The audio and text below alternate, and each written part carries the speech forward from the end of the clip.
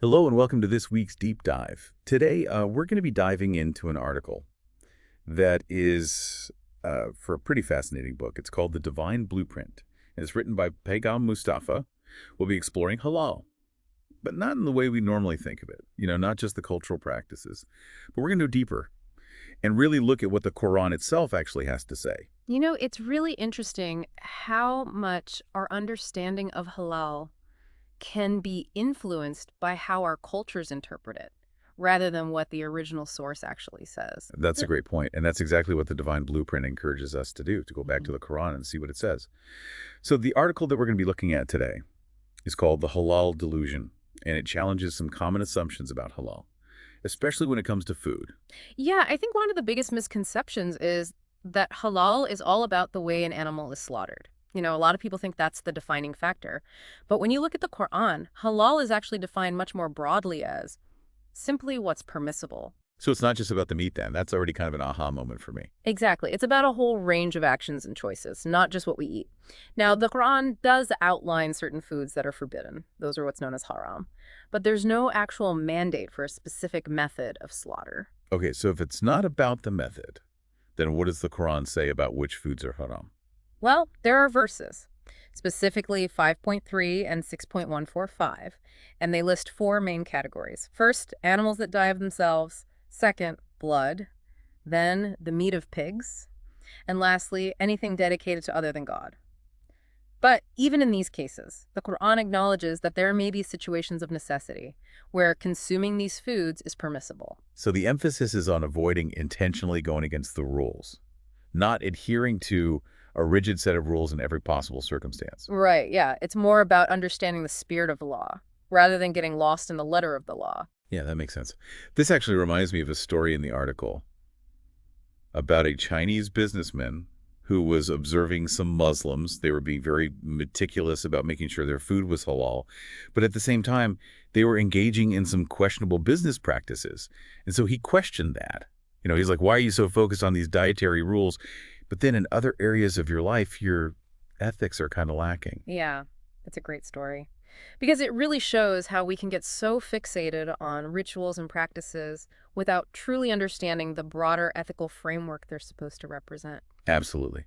So if the Quran doesn't give us specific rules for slaughtering animals, then what guidance does it offer about food choices? Well, it actually emphasizes freedom of choice. Verse 5.96 specifically states that lawful things are lawful for you, and what you have trained to hunt for you is lawful, so eat what they catch for you, and mention the name of God over it. It's about making informed and conscious decisions within the framework of what is permissible. So it's less about blindly following rules Mhm. and more about a process of discernment and making choices that align with the Quran's guidance. Exactly. And you can actually see this reflected in the variety of foods enjoyed by Muslims around the world. What is considered good to eat can really differ from one culture to the next. Yeah, you have sheep brains in one culture, locusts in another. It just goes to show how adaptable the concepts of halal can be. Exactly. It all comes back to that idea that halal is more of a principle than a rigid set of rules. So the article is really challenging the idea that there's only one right way to do things, especially when it comes to food. Yeah, absolutely. It's prompting us to go beyond rituals and delve deeper into the principles behind them. And to really break down these principles, the article lays out three key conditions for food to be considered halal according to the Quran. Oh, okay, I'm all ears. Well, the first condition is pretty straightforward. It just has to be lawful according to the Quran. It can't be any of those haram things we talked about. Yeah, that makes sense. It's like the baseline for halal. What's the second condition? The second condition is that you say God's name before you eat. It's like acknowledging that your sustenance ultimately comes from God. So it's about being grateful, even when you're just eating. Yeah, bringing that mindfulness into everyday actions. What of the third one? So the third condition is kind of an exception. It's specifically for sacrificial animals, and it's laid out in verse 22.36. So with sacrificial animals, God's name is mentioned when it's being prepared. Right.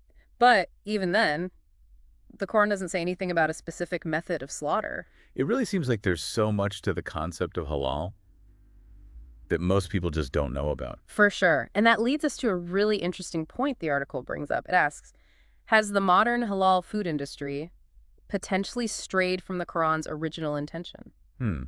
That is interesting. So is it possible that the halal industry is actually making money off of unnecessary restrictions? That's what the article is exploring. You see, the halal food industry is huge. It's worth billions and billions of dollars.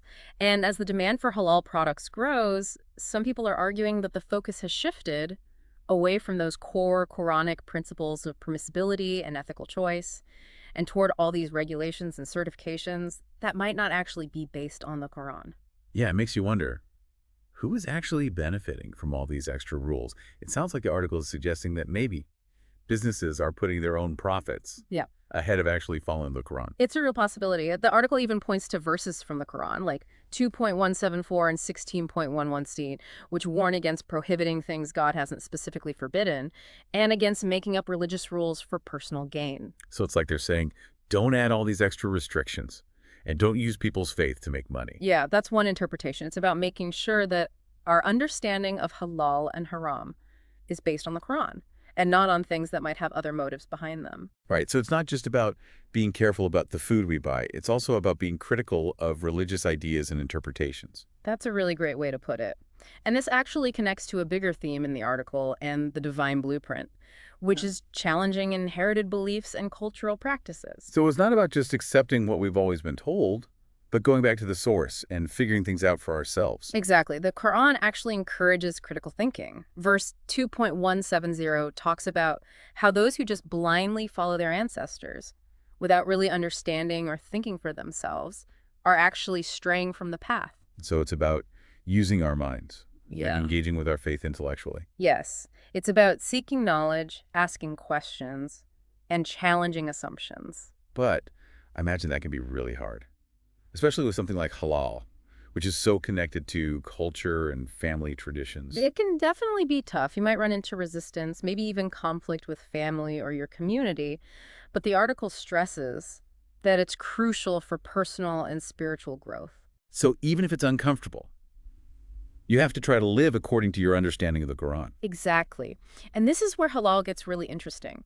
It's not just about rules about food, it's about living a whole life that's in harmony with the Quran's teachings. So it's the intention behind your actions that matters. Exactly. It's about being aware, being mindful, and acting ethically in all parts of your life. And the divine blueprint helps people develop that mindset. It definitely does. The book goes beyond just halal and haram. It encourages you to really connect with the Quran and apply its principles to your own life. So it sounds like it's advocating for a more personal approach to Islam. It is. It emphasizes that true submission to God isn't about blindly following rules. It's about understanding God's guidance in the Quran and trying to live accordingly. That's a really powerful message. So it's not about just labeling things as halal or haram. It's about thinking about what it really means to live an ethical and meaningful life. You got it. It's about making sure your actions, your intentions, and your understanding all line up with the Quran's teachings. It's about living authentically and in harmony with what you believe. And this deep dive has really shown how the idea of halal, when you understand it fully, can be a powerful tool for doing just that. Absolutely. It helps us move past a surface level understanding of rules and really engage with Islamic teachings in a deep and meaningful way. This has been really eye-opening. I mean, this whole deep dive into halal has really challenged some assumptions I had, and it's given me a lot to think about. I agree. It's amazing how taking a step back and revisiting something we think we know can lead to such deep insights. Yeah, for sure. So for our listeners out there who want to dig into this more nuanced perspective on halal and Islam in general, where can they find the Divine Blueprint? Well, the book is available on the Signet website, along with the author's other book, which is the Quran, God's Message to Mankind, NME. Oh, and the author's name is Pega Mustafa. Great. So if you're looking to really engage with the Quran on a deeper level and develop your own understanding of Islamic teachings, those sound like great resources. Definitely worth checking out. It really pushes you to move beyond just accepting things at face value and to actually grapple with the meaning and application of the Quran's message. Yeah, it's about becoming an active participant in your own faith journey. Exactly. And that journey is all about continually learning, questioning, and striving to live a life that's true to what you believe. It's not about getting all the answers right away. It's about the journey of seeking knowledge. That's a beautiful way to put it. That's what ultimately leads to growth, both intellectually and spiritually. Well said. And I think that's a perfect note to end on.